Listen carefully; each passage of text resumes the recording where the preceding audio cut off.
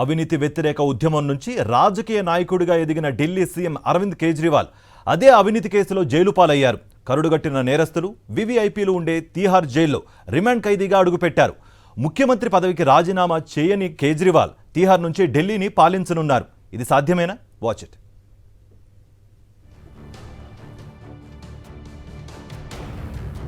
Liquor కేసులో arrest అయిన Delhi CM Arvind Kejriwal Tihar జైలుకెళ్లారు.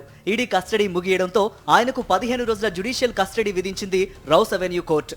దీంతో కేజ్రీవాల్ ను తీహార్ జైలుకు తరలించారు అధికారులు. జైల్లో చదివేందుకు తనకు 3 పుస్తకాలు కావాలని న్యాయమూర్తిని కోరారు కేజ్రీవాల్.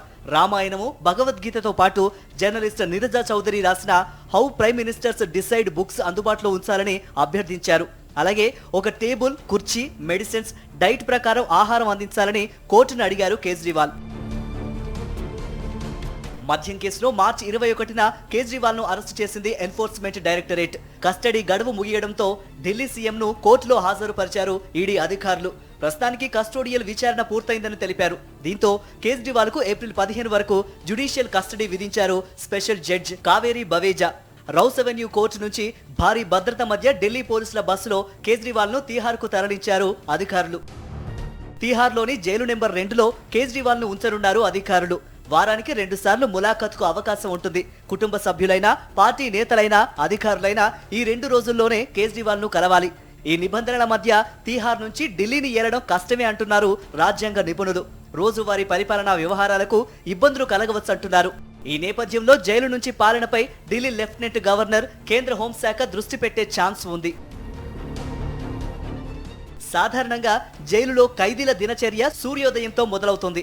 ఉదయం 6:30కు బ్రేక్ఫాస్ట్, 10:30, 11 గంటల మధ్య మధ్యాహ్న భోజనం, సాయంత్రం 5:30కు డిన్నర్ ఉంటుంది. రాత్రి 7 గంటలకు ఖైదీలను తిరిగి లాకప్లోకి పంపిస్తారు జైలు అధికారులు. డైట్ ప్రకారం ఇంటి భోజనానికి కోర్టు అనుమతి కోరారు కేజ్రీవాల్. అలాగే సాయంత్రం 4 గంటలకు ఆయన తన లాయర్లను కలుసుకోవచ్చు. కేజ్రీవాల్ డయాబెటిక్ కాబట్టి జైల్లోనే రెగ్యులర్ గా వైద్య పరీక్షలు చేస్తారు. ఢిల్లీ లిక్కర్ కేసులో అరెస్ట్ అయిన ఆప్ నేతలు మనీష్ సిసోడియా, సంజయ్ సింగ్ తో పాటు సత్యేంద్ర జైన్ ఇప్పటికే తీహార్ జైల్లో ఉన్నారు. అలాగే బీఆర్ఎస్ కవిత కూడా జ్యుడిషియల్ రిమాండ్ లో ఉన్నారు.